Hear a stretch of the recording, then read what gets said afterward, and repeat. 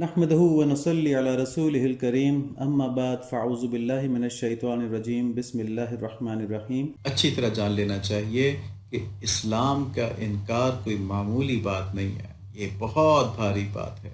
اس انکار دین کی وجہ سے اللہ تعالیٰ کے نزدیک کفار تمام مخلوقات سے بدترین مخلوق ہیں۔ اللہ تعالیٰ فرماتے ہیں کہ گویا ان کی پیدائش کا مقصد ہی یہ ہے کہ دوزخ کی آگ کا ایندھن بنے۔ بکری، بیل، کتے، بلے یہ دوزخ کی آگ کا ایندھن نہیں بنیں گے، لیکن نافرمان کافر انسان بنے گا۔ سورہ اعراف کے اندر آیت نمبر 179 ہے، وَلَقَدْ ذَرَأْنَا لِجَهَنَّمَ كَثِيرًا مِنَ الْجِنِّ وَالْإِنسِ لَهُمْ قُلُوبٌ لَا يَفْقَهُونَ بِهَا وَلَهُمْ أَعْيُنٌ لَا يُبْصِرُونَ بِهَا وَلَهُمْ آذُنٌ لَا يَسْمَعُونَ بِهَا أُولَٰئِكَ كَالْأَنْعَامِ بَلْ هُمْ أَضَلُّ أُولَٰئِكَ هُمُ الْغَافِلُونَ۔ تو ان ساری باتوں کا خلاصہ جو ہم نے اب تک کی ہیں، اللہ تعالیٰ فرماتے ہیں کہ ہم نے جنات اور انسانوں میں سے بہت سے لوگ دوزخ کے لیے پیدا کیے ہیں۔ دوزخ کے لیے کیوں پیدا کیے ہیں؟ کیونکہ انہوں نے اپنے سارے کام ایسے کر لیے جس سے کہ وہ اللہ تعالیٰ کو ناراض کر دیں۔ انہوں نے دنیا پرستی میں اپنے خالق کو بالکل بھلا دیا، اور اللہ تعالیٰ فرماتے ہیں کہ اب ان کے پاس دل ایسے ہیں جن سے وہ سمجھتے نہیں۔ ہم نے کہا تھا نا، دل کا تعلق جو سینے کے اندر ہے سمجھنے سے ہے۔ لہم قلوب لا یفقہون بہا، تفقہ سے ہے۔ تو ان کے پاس ایسے دل ہیں جن سے وہ سمجھتے نہیں، ان کے پاس آنکھیں ایسی ہیں جن سے وہ دیکھتے نہیں، انہیں وہ نظر نہیں آتا جو مومنین کو نظر آ رہا ہوتا ہے۔ ان کے پاس کان ایسے ہیں جن سے وہ سنتے نہیں، یعنی مومنین جو باتیں سن کے، قرآن سن کے اثر لیتے ہیں، ان کے اوپر کوئی اثر نہیں ہوتا۔ یہ لوگ چوپایوں کی طرح ہیں، بلکہ یہ ان سے بھی زیادہ گمراہ ہیں۔ دیکھیں، چوپایوں کو تو پتہ ہی کچھ نہیں، ان کا تو انجام کچھ نہیں، ان کو تو بس ختم ہو جانا ہے۔ دوزخ جنت ان کے لیے نہیں ہے، لیکن یہ اس سے بھی زیادہ گمراہ دوزخ میں جائیں گے۔ اللہ تعالیٰ فرماتے ہیں یہی لوگ ہیں جو حقیقی غفلت میں پڑے ہوئے ہیں۔ مستشرقین وہ لوگ ہوتے ہیں جو اسلام کے اوپر ریسرچ کرتے ہیں۔ ان کے اگر آپ آرٹیکلز پڑھیں، ان کا لٹریچر پڑھیں، انہوں نے جو کتابیں لکھی وہ پڑھیں، تو آپ کو اندازہ ہوگا کہ وہ کتنا ڈیپ جا کے الفاظ کے اندر، ہسٹری کے اندر، باقی چیزوں میں وہ کتنا ڈیپ جا کے انالیسس کرتے ہیں اسلام کا۔ اگر مسلمان ایمان کے ساتھ اتنا ڈیپ انالیسس کرے تو اس کی معرفت کے اندر، اس کی روحانی ترقی میں بہت زیادہ اضافہ ہو جائے، لیکن کیونکہ وہ یہ سب کچھ اللہ تعالیٰ کو راضی کرنے کے لیے نہیں کر رہے ہوتے، بلکہ اسلام کو سمجھ کے مسلمانوں کو خراب کرنے کے لیے کر رہے ہوتے ہیں، تو ان کو اس علم کا کوئی فائدہ نہیں ہو پاتا۔ تو ان کے کان ایسے ہیں جن سے وہ سنتے نہیں، ان کے دل ایسے ہیں جن سے وہ سمجھتے نہیں، ان کی آنکھیں ایسی ہیں جن سے وہ دیکھتے نہیں۔ اسی طرح سورہ مائدہ کے اندر آیت نمبر 60 ہے، قُلْ هَلْ أُنَبِّئُكُم بِشَرٍّ مِّن ذَلِكَ مَثُوبَةً عِندَ اللَّهِ مَن لَّعَنَهُ اللَّهُ وَغَضِبَ عَلَيْهِ وَجَعَلَ مِنْهُمُ الْقِرَدَةَ وَالْخَنَازِيرَ وَعَبْدَ الطَّاغُوتِ أُولَٰئِكَ شَرٌّ مَّكَانًا وَأَضَلُّ عَن سَوَاءِ السَّبِيلِ۔ اے پیغمبر صلی اللہ علیہ وآلہ وسلم، ان سے کہہ دیجئے کہ کیا میں تمہیں بتاؤں کہ جس بات کو تم برا جان رہے ہو اس سے بھی زیادہ برے انجام والے اللہ تعالیٰ کے نزدیک کون ہیں؟ یہ وہ لوگ ہیں جن پر اللہ تعالیٰ نے پھٹکار ڈالی، جن پر اپنا غضب نازل کیا، جن میں سے بعض لوگوں کو بندر اور سور بنایا، اور جنہوں نے شیطان کی پرستش کی۔ یہ لوگ ہی ہیں جن کا ٹھکانہ بھی بدترین ہے اور وہ سیدھے راستے سے بہت پھٹکے ہوئے ہیں۔ تو یہ اللہ تعالیٰ نے کفار کے بارے میں بتایا۔ ان آیات سے معلوم ہوا کہ ایمان نہ لانے کی اصل وجہ یہ ہے کہ انسان دنیا کی اتنی حرص کرتا ہے اور صرف اسی میں اتنی مشغولیت رکھتا ہے کہ وہ اپنے رب سے بالکل غافل ہو جاتا ہے۔ ایسے لوگ ہدایت کے نظام سے کوئی فائدہ نہیں اٹھا پاتے، نہ انہیں اپنی زندگی کا مقصد معلوم ہو پاتا ہے، اور نہ ہی دنیاوی وسائل کے صحیح استعمال کا شعور ان کے اندر آ پاتا ہے۔ یہ اپنی دنیا پرستی کی وجہ سے، اپنی دنیا کی محبت کی وجہ سے، اپنی دنیا کی طرف رغبت کی وجہ سے، بالکل حیوانی رغبت کی وجہ سے اسلام سے دور رہتے ہیں۔ کیوں؟ کیونکہ اسلام دنیا کے فائدوں کے اوپر دین کے غلبے کی بات کرتا ہے۔ وہ کہتے ہیں دنیا کا حسن تو آزمائش کے لیے ہے، اللہ تعالیٰ نے بنا دیا ہے، لیکن تم نے اس کے ہوتے ہوئے، اس کو برداشت کرتے ہوئے اللہ تعالیٰ کے حکم پر چلنا ہے۔ اس میں ان کو لگتا ہے کہ ان کی دنیا کم ہو رہی ہے، تو وہ بات سنتے ہی نہیں ہیں۔ اور اس مشکل کا ایک ہی علاج ہے کہ عقل استعمال کر کے دنیا کی حیثیت کے اوپر، دنیا کے مقام کے اوپر غور کریں، اپنے خالق کو پہچاننے کی کوشش کریں۔ دیکھیں تو صحیح، جس نے کائنات بنائی ہے وہ ہم سے کیا چاہتا ہے۔ تو جب یہ دیکھیں گے، اخلاص کے ساتھ دیکھیں گے، تو ایسا ممکن نہیں کہ ان کو ہدایت نہ ملے، کیونکہ اللہ تعالیٰ نے اس پہ وعدہ فرمایا۔ سورہ عنکبوت کی آیت نمبر 69 کہ وَالَّذِينَ جَاهَدُوا فِينَا لَنَهْدِيَنَّهُمْ سُبُلَنَا وَإِنَّ اللَّهَ لَمَعَ الْمُحْسِنِينَ۔ اور جو لوگ ہماری راہ میں مشقتیں برداشت کرتے ہیں، ہم ضرور ان کو اپنے راستے دکھلا دیتے ہیں۔ یقیناً اللہ تعالیٰ نیکوکاروں کے ساتھ ہے، یہ اللہ تعالیٰ کا وعدہ ہے تو کوئی بھی اخلاص کے ساتھ اگر سوچے گا کہ میرا رب کون ہے، وہ مجھ سے کیا چاہتا ہے، وہ اسلام کی طرف آ جائے گا، کیونکہ اللہ تعالیٰ اس کو اسلام کا راستہ دکھا دیں گے۔ تو جو لوگ نہیں آ رہے نا، ان کے اندر یہ اخلاص ہی نہیں ہے۔ اور یہ اخلاص کیوں نہیں ہے؟ وہ کیوں نہیں آ رہے؟ کہ ان کو دنیا کی محبت زیادہ ہے، اور دنیا کی حد سے زیادہ محبت انسان کو ایسے غور و فکر سے روکے رکھتی ہے، بلکہ وہ اپنی تمام تر صلاحیتیں، توانائیاں اور وسائل دنیاوی مزے اور دنیاوی لذات کمانے میں خرچ کرتا رہتا ہے۔ اس لیے وہ غور و فکر ہی نہیں کرتا ہے کہ میں کس لیے پیدا ہوں، میرا رب کون ہے، میں نے کہاں جانا ہے، یہ جو میں سارا کچھ صبح سے لے کے شام تک کر رہا ہوں، اس کا مجھے آخرت میں کیا فائدہ ہوگا یا نقصان ہوگا۔ اور جب اتنا بے فکر وہ ہو جاتا ہے تو شیطان بھی اس سے فائدہ اٹھاتا ہے اور اسے اسلام سے متعلق وسوسوں میں مبتلا کیے رکھتا ہے۔ اور یہ حرص دنیا اور شیطان کے وسوسے اور خالق سے غفلت کفار کو جنت سے ہمیشہ کے لیے محروم کر دیتے ہیں، اور نہ صرف یہ کہ جنت سے محروم کر دیتے ہیں، بلکہ پھر یہ ہمیشہ ہمیشہ دوزخ میں رہنے والے بن جاتے ہیں۔ سورہ بقرہ کی آیت نمبر 257 ہے، اللہ ولی الذین آمنوا یخرجہم من الظلمات الی النور والذین کفروا اولیاؤہم الطاغوت یخرجونہم من النور الی الظلمات اولئک اصحاب النار ہم فیہا خالدون، کہ ایمان لانے والوں کو کارساز تو اللہ تعالیٰ خود ہیں، انہیں اندھیروں سے نکال کر روشنی کی طرف لے جاتے ہیں، اور انکار کرنے والے کافروں کے سرپرست شیاطین ہوتے ہیں، وہ انہیں روشنی سے نکال کر اندھیروں کی طرف لے جاتے ہیں، یہ لوگ جہنمی ہیں جو ہمیشہ اسی میں رہیں گے۔ تو کیا ہوا کہ پہلے انہوں نے اپنی دنیا کی محبت کی وجہ سے حق کا انکار کیا، کفر کیا، اور پھر کفر کی وجہ سے شیاطین، کیونکہ اب دل میں نور بالکل نہیں رہا نا،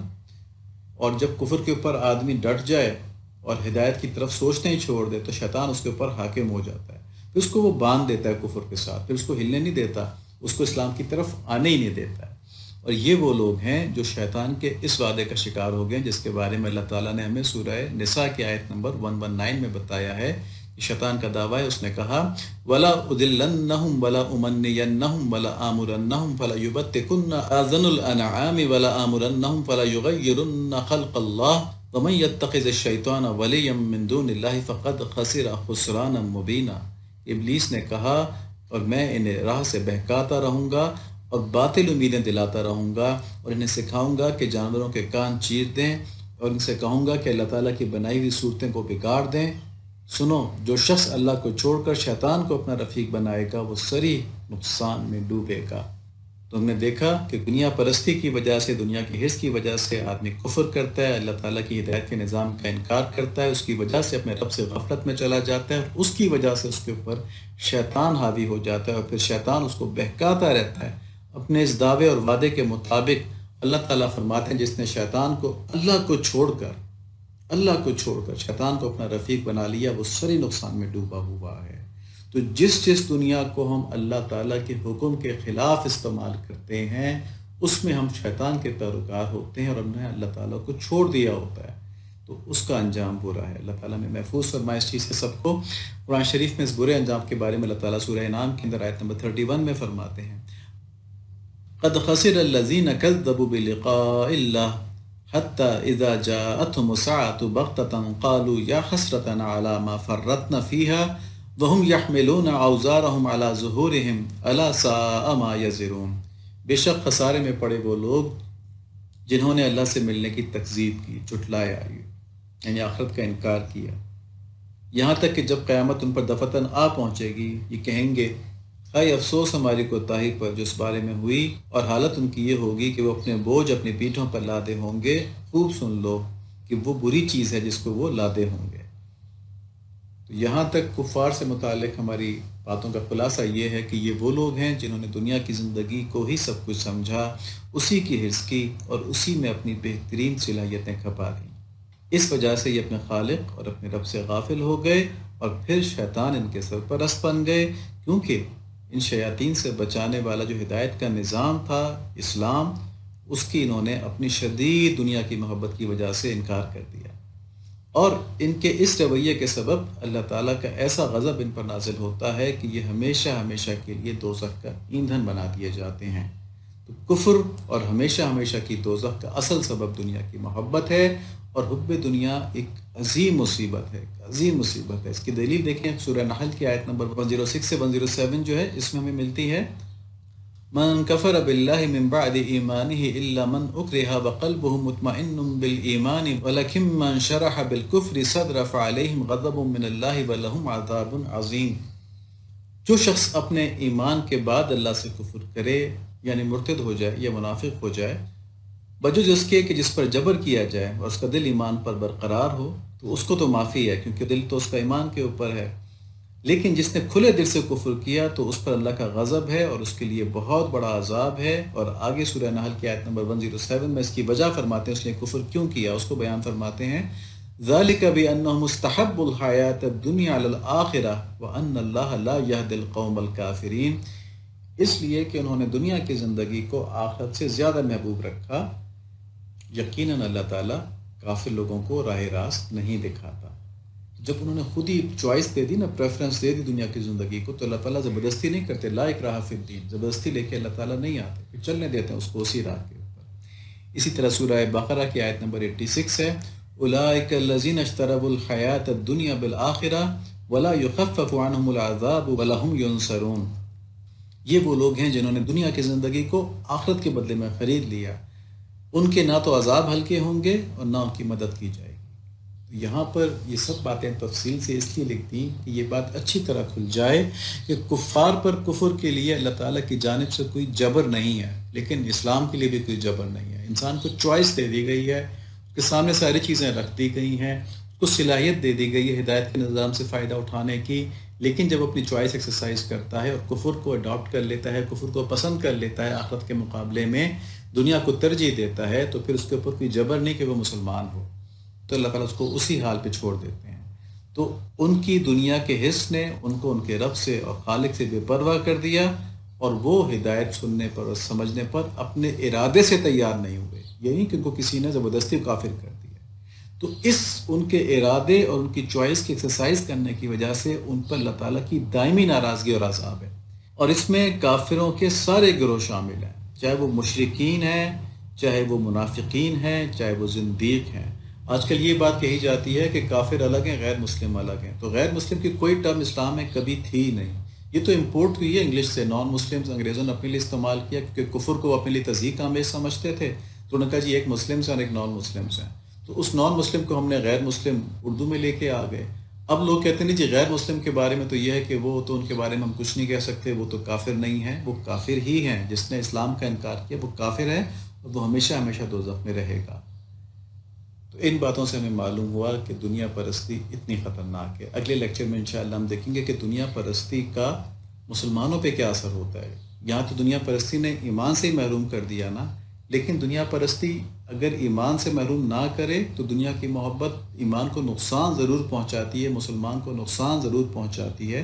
اس چیز کو ہم انشاءاللہ